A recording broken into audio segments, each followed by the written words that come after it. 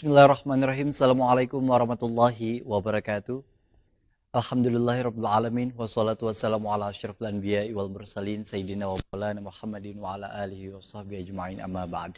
Terima kasih para pemirsa di rumah yang sudah menyaksikan majelis sore, majelis kita semua. Dan seperti biasa, program ini merupakan sebuah program kerjasama antara UIN Antasari dengan Duta TV yang insya Allah kita akan membahas seputar kajian-kajian yang insya Allah juga diintegrasikan dengan kajian Islami, sedikit banyaknya memberi kebermanfaatan dan juga edukasi kepada para pemirsa yang ada di rumah. Dan seperti biasa, kita menghadirkan narasumber yang sudah hadir di studio Duta TV.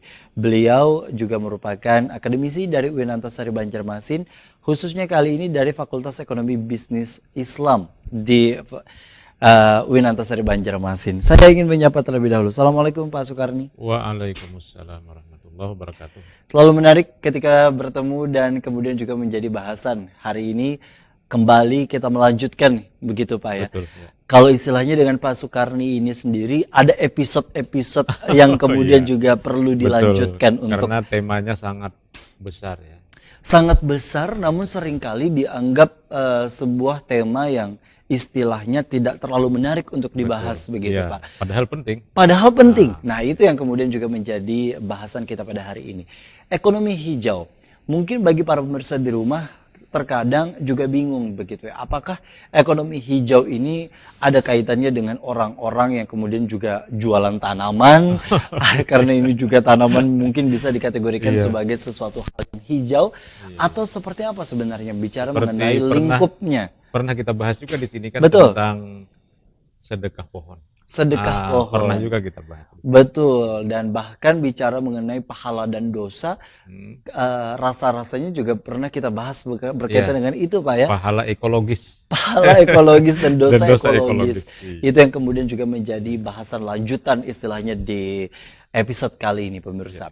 Kita ingin mendengarkan terlebih dahulu bicara mengenai perspektif yang istilahnya diperlukan dalam kesempatan kali ini, terutama dalam perspektif Islam. Kita mengetahui bahwa ada banyak hal lingkup ekonomi yang kemudian juga dijalankan. Kita mengetahui bahwa Sayyidatina Siti Khadijah merupakan beliau pengusaha besar, bahkan tidak hanya di satu negara dan bahkan tersebar di beberapa negara sampai pada akhirnya menjadi salah satu perantara untuk bisa bertemu jodohnya, yakni Rasulullah SAW yang pada saat itu juga menjadi istilahnya anak buah ya Pak ya, yang kemudian juga mitra lah istilahnya dalam hal menyiarkan berbagai dagangannya atau hal-hal. Dan kemudian juga disebutkan bahwa berdagang yang kemudian juga kita kenal hari ini adalah salah satu penggerak ekonomi yang juga dijalankan oleh Rasulullah.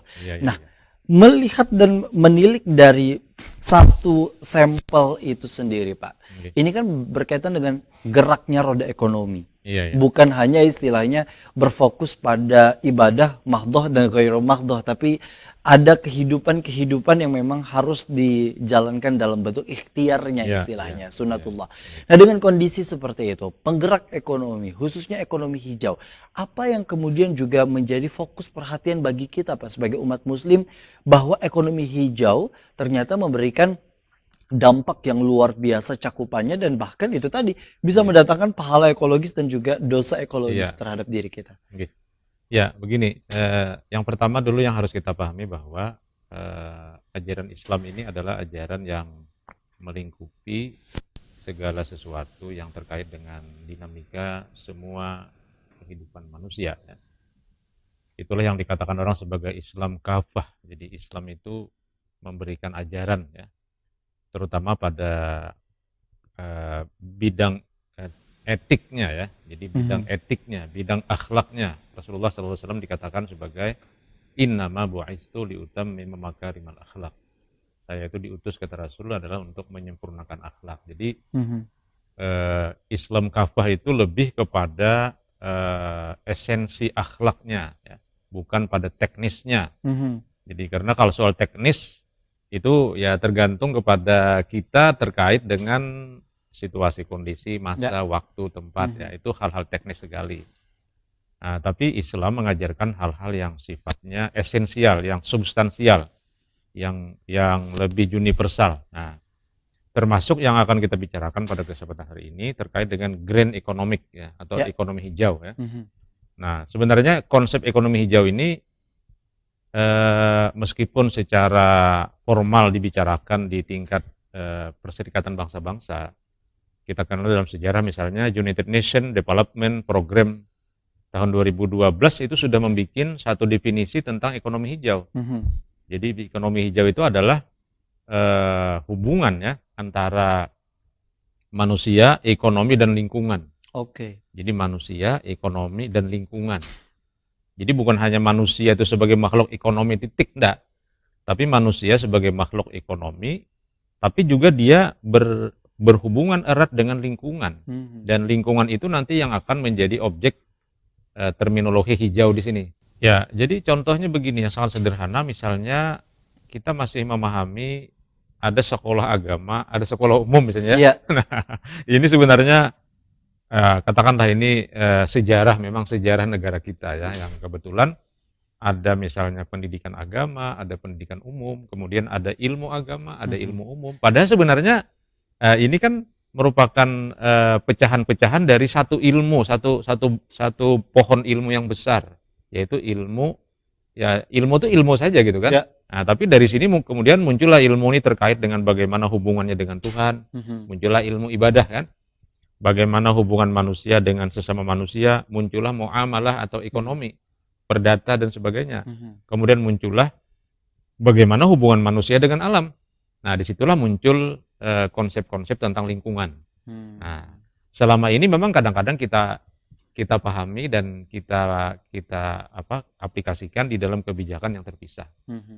Nah, tugas kita sekarang ini sebenarnya termasuk melalui forum Duta TV ini, kita ingin menyadarkan umat bahwa sebenarnya semua aspek kehidupan ini terintegrasi saja. Mhm. Maka ketika kita bicara tentang ekonomi hijau, itu berarti kan hubungan antara manusia, ekonomi, dan lingkungan yang bertransformasi pada proses produksi, pola konsumsi, kemudian tenaga kerja, kemudian pemanfaatan sumber daya sehemat mungkin, dan lain-lain yang berkontribusi untuk menciptakan lingkungan yang baik.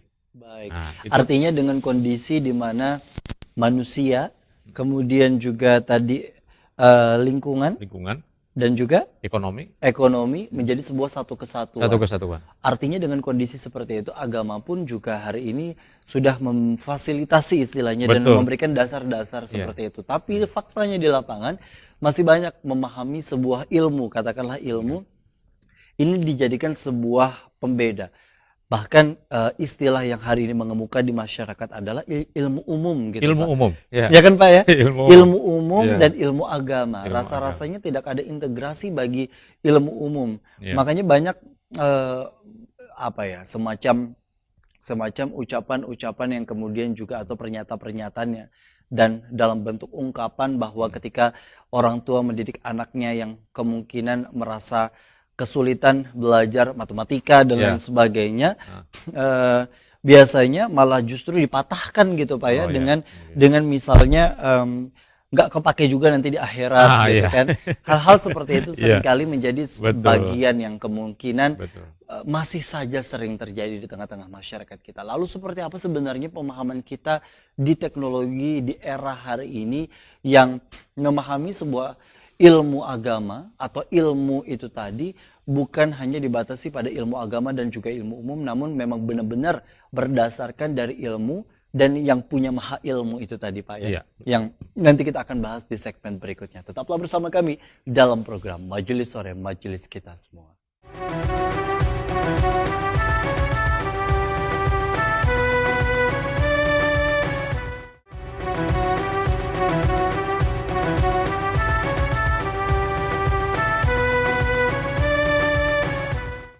Terima kasih masih bersama kami dalam program Majelis Sore, Majelis Kita Semua. Memahami, mengerti, dan mampu mengaplikasikan apa yang menjadi bagian dalam sebuah kewajiban maupun juga pemenuhan hak.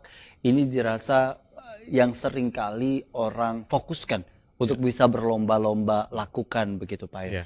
Mengenai kewajiban mencari nafkah rasanya seringkali menjadi prioritas Ya. Bahkan berlomba-lomba hari ini orang sedemikian rupa untuk gimana caranya mendapatkan output yang memang dianggap bagi sebagian orang disebut dengan taraf ekonomi yang tinggi, Ya. tanpa ujungnya akhirnya melupakan situasi dan lingkungan sekitar. Salah Ya. satunya memang dari penyumbang sektor ekonomi terbesar di Indonesia ini sendiri kan tidak lain tidak bukan adalah hasil dari proses yang berkaitan dengan lingkungan. Betul. Baik itu yang bentuknya eksploitasi, walaupun nanti akan ada SOP-nya istilahnya Ya, untuk ya, ya. reboisasi dan lain sebagainya. Ya, ya. Tapi kan Pak, bicara mengenai penggerakan ekonomi hari ini dan penyumbang terbesar ekonomi di sebuah negara masih saja yang berkaitan Sumber dengan daya alam. lingkungan, Ya, sumber daya alam. Ya. Dengan kondisi seperti itu, walaupun bagi sebagian orang mungkin itu dianggap remeh, tapi bagi sebagian lainnya itu dianggap potensi. Saking menganggap potensinya sampai potensi itu benar-benar memang layaknya dikuras sedemikian rupa untuk kemudian tidak ada anggapan bahwa akan ada masa yang akan datang bagi generasi berikutnya. Ya. Nah, dengan kondisi seperti ini, pemahaman seperti apa sebenarnya Ya. yang sebenar-benarnya yang diajarkan oleh agama? Ya. Karena melihat bahwa ekonomi hijau di satu sisi ketika orang tidak paham, orang akan mengabaikan, tapi di satu sisi ketika orang paham justru membuat komersialisasi. Ya. Nah, jadi disinilah tadi saya jelaskan tentang definisi dari ekonomi hijau itu adalah hubungan antara manusia, ekonomi, dan lingkungan yang bertransformasi pada pola-pola produksi, proses produksi, dan pola-pola konsumsi yang efisien, hemat sumber daya alam, sumber daya manusia, kemudian dapat mengurangi kemiskinan dan meningkatkan pemerataan dan distribusi pendapatan. Nah, kita ambil misalnya satu saja misalnya tentang produksi. Ya. Seperti yang Anda katakan tadi bahwa memang benar bahwa alam telah menyiapkan hal-hal yang sangat bernilai secara ekonomi. Ya. Betul. Kita punya biofosil, minyak ya di dalam bumi kita. Ke atas lagi mungkin ada intan berlian, Betul. ke atas lagi ada emas, ya. Ke atas lagi ada batu bara, ke atas lagi ada biji besi, ke atas lagi ada pohon kayu kan ya, ke atas lagi ada burung kan ya.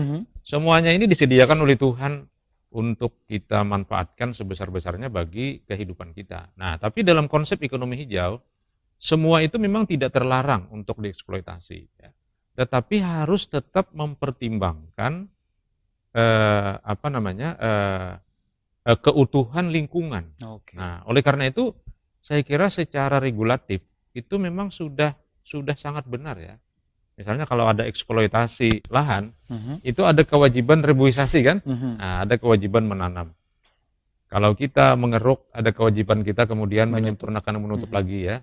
Nah, kalau kita menebang pohon, ada kewajiban menanam lagi. Kalau kita ingin mengambil ikan-ikan di laut, tapi ada kewajiban kita mengambilnya dengan cara yang ramah, tidak dengan pukat harimau misalnya. Betul, kan ya, disetrum dan lain sebagainya. tidak dengan setrum dan sebagainya. Jadi regulasinya itu sudah benar, sudah bagus itu. Nah, tinggal lagi bagaimana saya kira kesadaran kita. Nah, kalau kita bicara kesadaran, maka agama lah yang paling saya kira yang paling tajam ya, yang paling tajam daya tusuknya lah.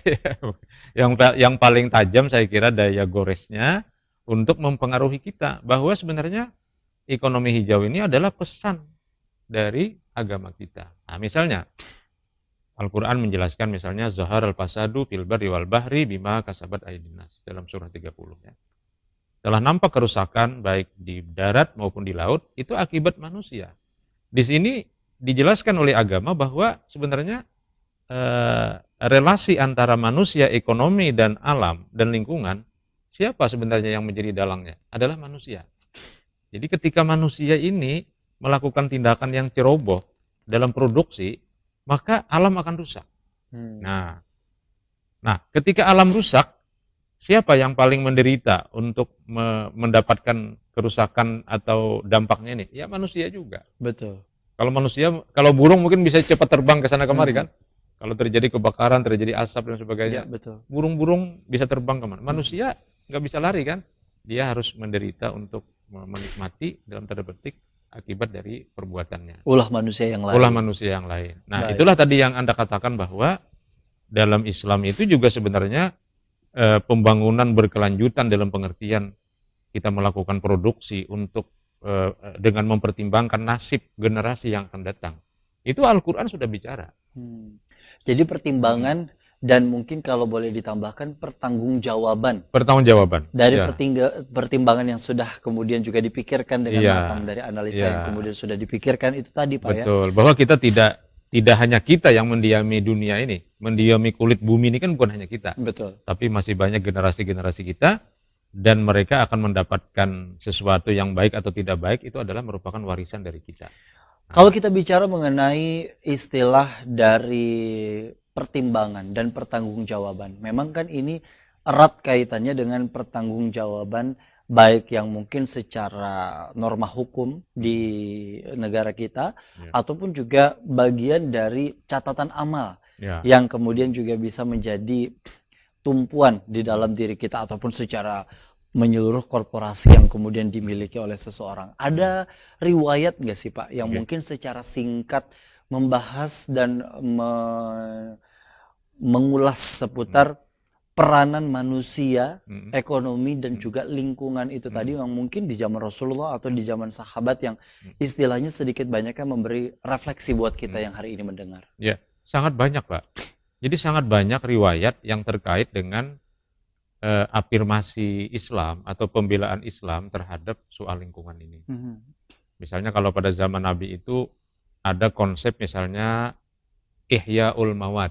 Nah, mungkin ini karena bahasa Arab agak susah dipahami ya oleh para pemirsa sebagian. Tapi kalau kita mau cek ya, apa itu Ihya'ul Mawad? Ihya'ul Mawad itu adalah suatu ajaran Nabi yang mengajarkan agar kita memiliki kepedulian terhadap lingkungan. Jadi kalau ada lingkungan yang kosong, maka itu ajaran Islam mengajarkan itu harus digarap.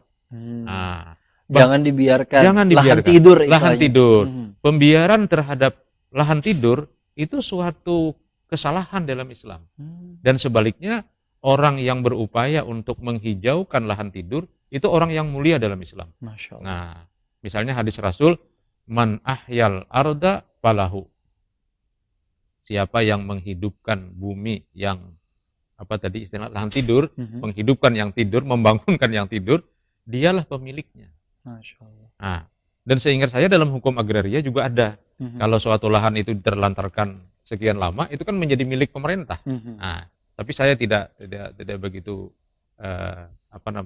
mengetahui secara detail ya. Tapi seingat saya pernah saya belajar hukum agraria itu ada juga dijelaskan di situ. Nah, dalam Islam itu sudah lama soal Ihya'ul Mawad ini.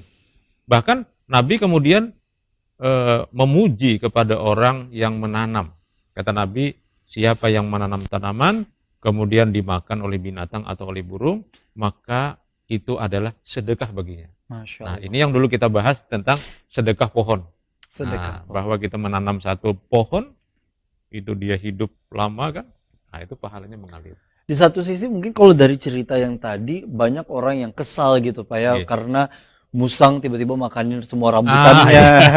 Padahal Kemudian- sedekah itu. Padahal kan itu ternyata Sedekah. tidak dirasa sedekah yang Sedekah. kemudian juga Iya. bagi makhluk Allah yang Betul. lain gitu Pak ya. Betul. Masya Allah. Artinya dengan kondisi apapun rasanya, kalau kita ingin mengkalkulasi amal baik dan amal buruk dan bukan hanya dibatasi seputar ibadah, Mahdoh bukan. Ya. betul gitu ya Pak ya, tapi Ya. juga hal-hal yang mungkin di luar dari kendali kita. Kita membuang sampah, kita kemudian juga melakukan kegiatan mencabut rumput liar dan lain sebagainya. Ternyata Itu itu sedekah. mendatangkan sedekah dan pahala pahala. ekologis itu tadi. Nah, nanti saya sempat tadi bahas seputar sampah. Ya. Sampah ini sendiri kan istilahnya di Banjarmasin saja, hitungannya itu puluhan bahkan ratusan ton setiap harinya. Setiap hari. Dengan kondisi di mana masyarakat yang melakukan transmigrasi, urbanisasi dan lain sebagainya ini kan juga hasil dari banyaknya manusia dan istilahnya juga ditumpukan kepada instansi yang mungkin hanya satu dua saja begitu untuk kemudian mengelola ini semua. Sejauh mana sebenarnya pengelolaan sampah? Adakah riwayat-riwayat yang kemudian juga membahas seputar sampah? Karena mengingat saat ini dengan mudahnya orang membuang sampah. Mungkin yang lagi berkendara buang tisu di luar mobilnya, atau kemudian juga buang putung rokok gitu ya Pak ya, di pinggir jalan atau bahkan di tengah jalan pada saat lagi berkendara. Apakah hal-hal seperti itu memang dibiarkan begitu saja dan tidak mendatangkan dosa ekologis yang tadi sudah kita bahas? Kita nanti akan bahas di segmen berikutnya. Tetaplah bersama kami dalam program Majelis Sore, Majelis Kita Semua.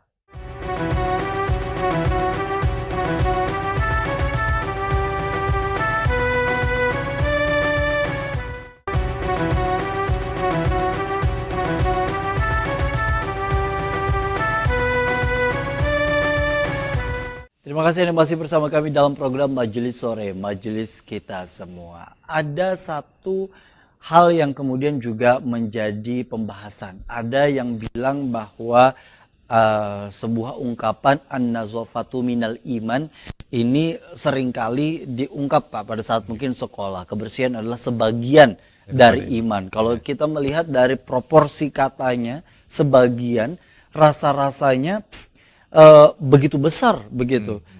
Proporsi yang kemudian juga diambil oleh satu sektor atau satu kategori ini untuk dijadikan sebagai salah satu indikator bahwa keimanan diri seseorang. Nah, ketika kita bicara mengenai kebersihan, walaupun mungkin dari segi fikih ada yang membahas di bab pertama itu dalam fiqhul wadi at-taharah gitu Pak ya, bersuci dan lain sebagainya. Nanti di sana akan ada banyak hal pembahasan BAB dan al-ghusla, betul. Dengan kondisi seperti itu, tapi di satu sisi lainnya kita menyikapi akan kebersihan ini seringkali terpatok dengan lingkungan. Sampah, kerapian, kemudian juga lingkungan, tata rumah sekitar dan lain sebagainya.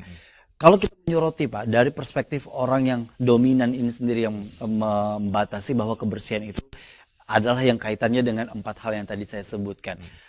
Sejauh mana sebenarnya proporsi ketika orang buang sampah sembarangan, kemudian pengelolaan sampah yang mungkin tidak teratur begitu, dan kemudian juga hari ini banyak dengan mudahnya orang buang sampah tidak pada tempatnya begitu. Apa yang kemudian juga menjadi refleksi sebenarnya, dan adakah riwayat-riwayat yang menyebutkan tentang buang-buang sampah pada zaman Nabi? Jadi zaman Nabi itu kan dikatakan kata Nabi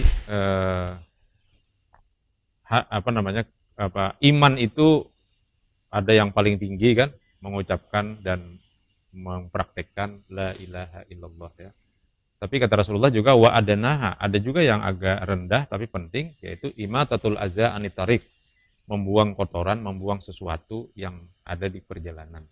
Nah, dari sini orang bisa mengembangkan dari hadis ini bahwa sebenarnya salah satu dari indikator keislaman kita yang baik itu adalah kepedulian kita untuk mengelola sampah. Jadi sebenarnya sampah ini kan bisa kita kelola sebenarnya. Jadi misalnya sampah itu kan ada 2 macam ya. Ada yang organik kan ya, ada yang non organik. Sebenarnya yang organik itu bisa kita kelola. Tapi masalahnya kan kalau di Banjarmasin ini kita tidak punya lahan. Betul. Sebenarnya kan kalau kita bikin lubang, kemudian yang organik itu kita tanam, itu akan jadi pupuk, jadi kompos kan. Nah, yang anorganik, yang non organik itu kan bisa dijual, misalnya kaleng dan sebagainya bisa untuk di recycle kan, diproduksi lagi untuk menjadi hal-hal baru ya.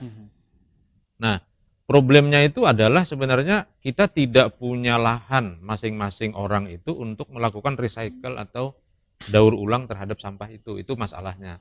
Sehingga kemudian karena rumah kita kecil, akhirnya sampah itu dibuat ke dalam kantongan plastik, lalu kita serahkan kepada tukang sampah, kemudian dikoleksi kan, dikumpulkan dalam satu tempat. Nah, disitulah kemudian sampah itu yang sebenarnya itu adalah urusan pribadi menjadi urusan negara kan. Sebenarnya kecil kan sampah ini. Kita makan semangka, kita makan pisang, ada kulitnya, ada sampahnya. Minum teh gitu. Minum teh kan, ada tehnya. Itu sebenarnya kan jadi pupuk kan. Kalau kita cerdas ya, itu kemudian kita kumpulkan, kita masukkan ke dalam ember besar atau ke dalam kantongan plastik besar, polybag ya. Nah, itu nanti kalau kita campur dengan tanah sedikit, nah, itu sudah jadi pupuk. Maka kalau kita tanam di sana cabai kah, ya, cabai kan mahal sekarang kan ya, ya harganya pedas katanya. Nah, itu akan berbuah cabai kan. Mhm. Nah, cuma itu mungkin yang perlu kita didik ya masyarakat ini bagaimana memanfaatkan sampah organik. Saya kira itu perlu sekali. Nah, sehingga nanti sampah-sampah organik itu tidak kita serahkan kepada Begitu tukang saja. sampah. Nah, tetapi kalau yang non organik itu bisa kita serahkan sekaligus tukang sampah Dijual. dijual akan menjadi sedekah kan.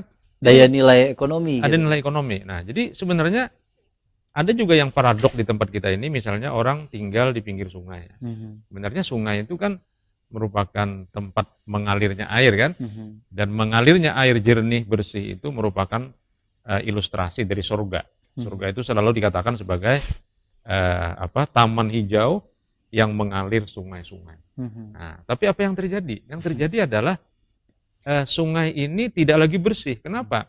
Karena dia menjadi tempat pembuangan sampah, Mhm. terutama sampah koli kan, sampah dari manusia. Betul. Nah, jadi disinilah paradoknya.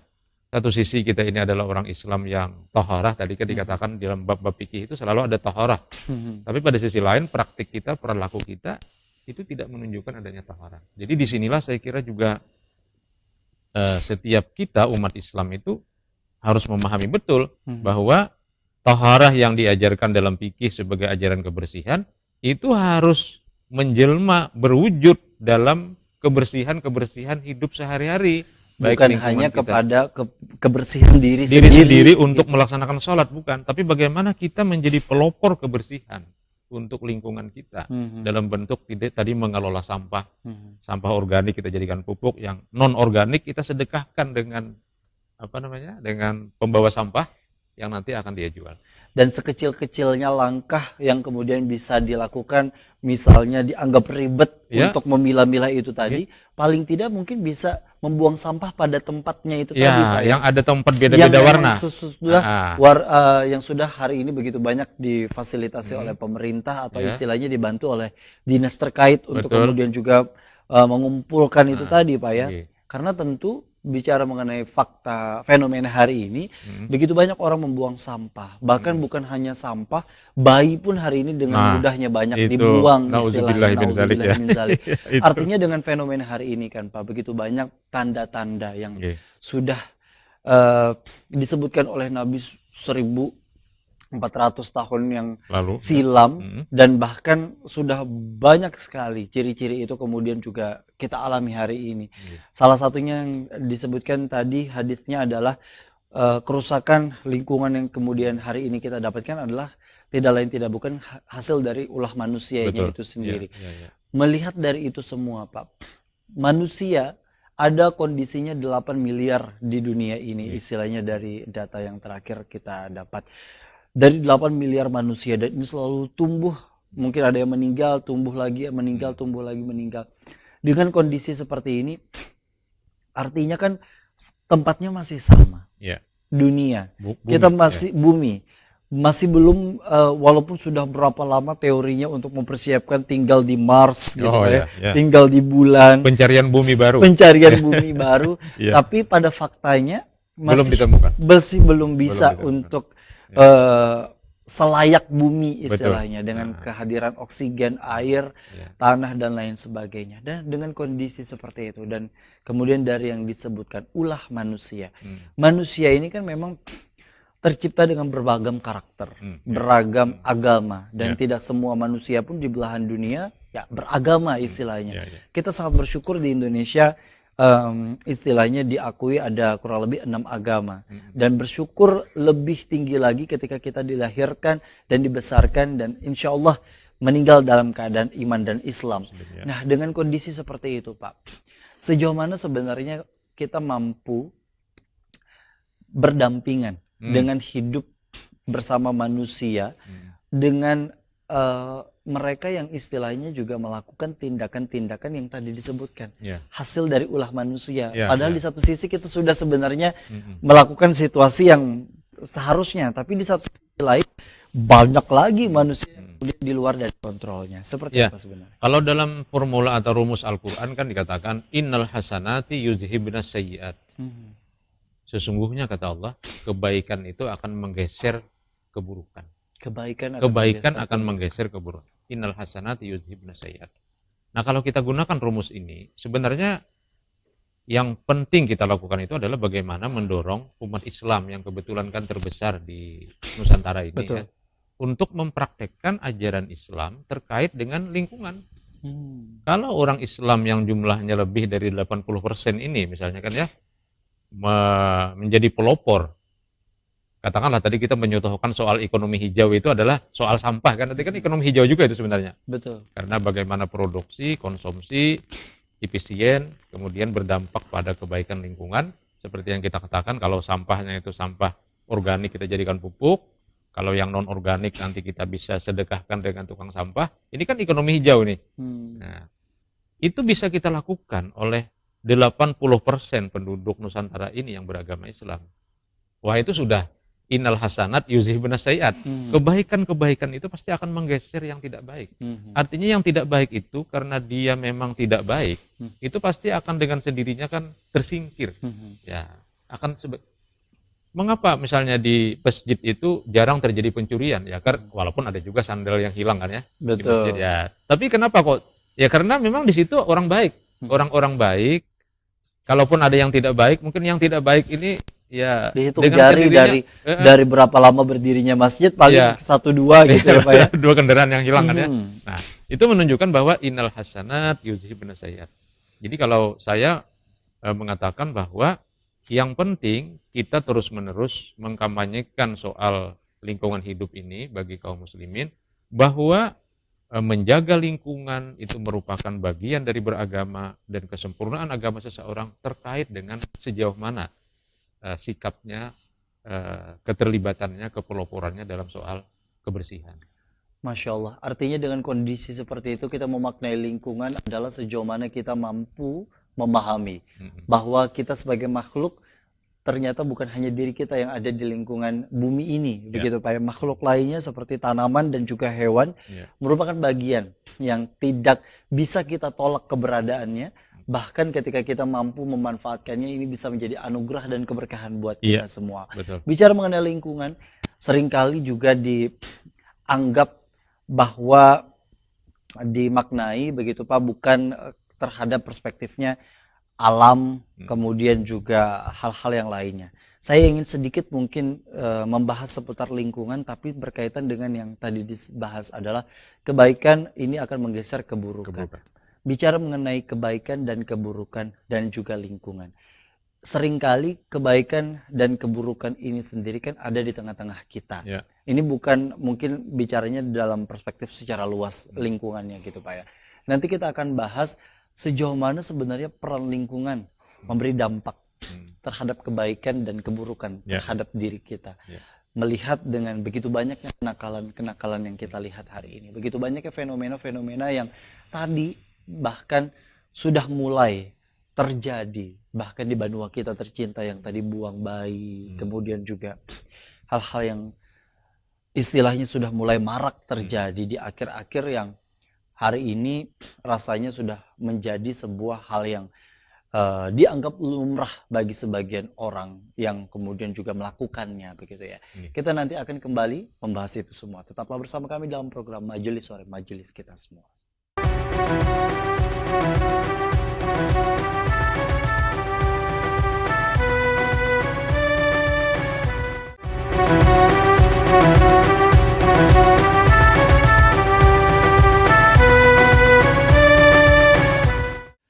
Berbicara mengenai kebaikan, keburukan, lingkungan, dan manusia, tidak rasanya menjadi sebuah hal yang masing-masing. Namun semuanya adalah satu kesatuan yang tentu hari ini kita semua dalam hal berjuang untuk bisa istilahnya terbawa di dalam situasi yang baik itu tadi.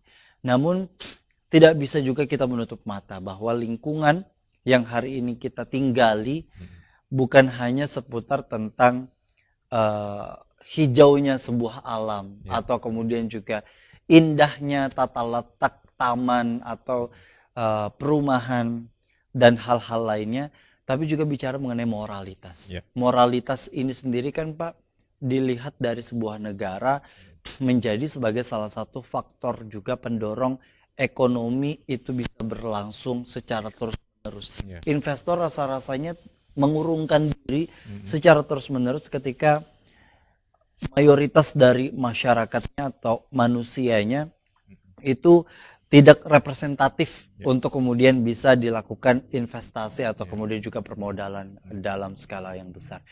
Melihat dari fenomena-fenomena hari ini, lingkungan seringkali dianggap memberi pengaruh besar terhadap terbentuknya karakter diri seseorang. Apakah memang benar seperti itu, Pak? Atau dari hadis atau istilahnya riwayat yang menyebutkan dari yang disebutkan dalam Al-Quran tadi, kebaikan menggeser keburukan itu tadi memang betul adanya atau seperti apa? Ya, jadi kalau kita implementasikan di tengah kehidupan masyarakat ya, bahwa kebaikan menggeser kejahatan. Itu dapat kita lihat misalnya pada masyarakat yang moralitasnya tinggi, disiplin tinggi, itu angka kejahatan turun. Nah, oleh karena itu kalau kita lakukan analisis statistik, kalau misalnya kejahatan tinggi itu biasanya karena moralitasnya rendah. Ya. Jadi moralitas yang rendah itu menimbulkan kejahatan yang tinggi. Tapi kejahatan ini kan juga dipicu oleh faktor-faktor lain. Jadi faktor stres ya. Misalnya kenapa kok balapan liar misalnya. Nah, itu mungkin fenomena yang sangat dekat dengan kita kan ya. Betul. Nah, selalu terjadi di Banjarbaru, di Banjarmasin juga. Itu kan salah satu fenomena dari stres ya. Mungkin anak-anak ini tidak punya ruang untuk bisa berkarya, untuk bisa bergerak, untuk bisa mengaktualisasikan dirinya ya sebagai manusia yang dianggap dia sebagai orang-orang yang keren kan ya. Nah, akhirnya terjadi apa yang kita sebut dengan balapan liar dan seterusnya.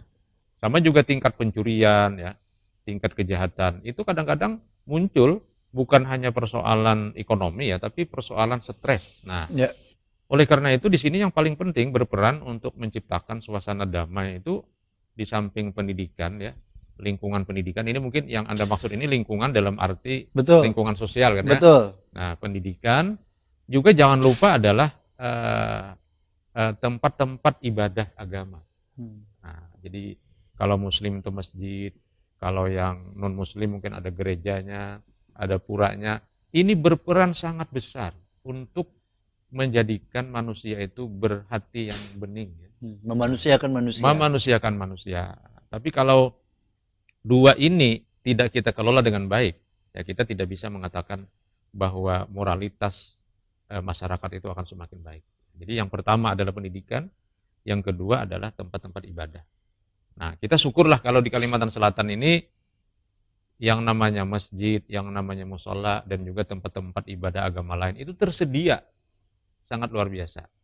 Dan bahkan sekarang masjid-masjid itu kita katakan sudah sebagai tempat yang ramah jamaah. Ada masjid yang sudah pakai eskalator untuk ke lantai 2 bagi ibu-ibu yang sudah tua bisa naik ke lantai 2 dengan pakai lift, seperti lift kan, eskalator tangga yang berjalan itu kan. Nah, di masjid sudah difasilitasi dengan ASI, dengan konsumsi bubur pagi-pagi gitu kan ya, ada pengajian dan sebagainya. Ini saya kira sangat-sangat bersyukur kita sekarang ini. Nah, sehingga diharapkan tempat-tempat ibadah yang representatif dan ramah terhadap jamaah ini akan berperan cukup signifikan ya dalam rangka mendamaikan masyarakat yang mungkin didera oleh kemiskinan akibat COVID-19, tapi bisa terobati melalui fasilitas-fasilitas seperti ini. Baik, nah terakhir mungkin dari kesimpulan yang ingin Bapak sampaikan Pak, berkaitan dengan ekonomi hijau. Artinya kan dalam hal ini manusia dijadikan orang yang kemudian juga memiliki tanggung jawab untuk menimbang dan bertanggung jawab dengan berbagai hal. Salah satunya ekonomi dan juga lingkungan. Sejauh mana tidak hanya fokusnya kepada ekonomi, tapi juga tetap memperhatikan lingkungan. Tapi juga sejauh mana tetap memperhatikan lingkungan, tapi tidak lupa dengan ekonomi. Karena dengan kondisi seperti hari ini, rasa-rasanya banyak dari kita yang terkadang untuk makan saja masih susah, begitu Pak ya. Bahwa dengan kondisi di mana kehidupan strata ekonomi seseorang dengan orang lainnya pun juga beragam. Adanya teknologi hari ini rasa-rasanya dengan mudah banyak orang yang menampilkan kekayaan, kemudian juga hal-hal yang sifatnya hedonisme, sehingga banyak orang yang akhirnya Bertambah stres. bertambah stres dan bertambah eh, pikiran-pikiran yang instan, Ya. sehingga kejahatan-kejahatan secara moralitas ini terus tergerus Marak begitu terjadi. ya, dan marak terjadi. Nah, Iya. berkait lingkungan kan ini sangat berkaitan. Perspektifnya ada lingkungan yang mungkin hubungannya dengan alam, ada yang hubungannya dengan sosial yang tadi Iya, kita lingkungan bahas sosial. juga. Artinya kan lingkungan ini secara makro Ya. dapat dipahami secara menyeluruh. Boleh dari Bapak sendiri memberikan kesimpulan berkaitan dengan ekonomi hijau dan seberapa genting sebenarnya kita memahami bahwa peranan ekonomi di dalam sebuah kehidupan bukan menjadi hal yang utama, tapi tetap diusahakan sebagai bentuk ikhtiar sunatullah. Iya, yang pertama meski dikumandangkan oleh ONDP ya dari Perserikatan Bangsa-Bangsa tahun 2008 bahkan mulai 1980 katanya, kemudian direvitalisasi pada tahun 2012 tentang konsep ekonomi hijau.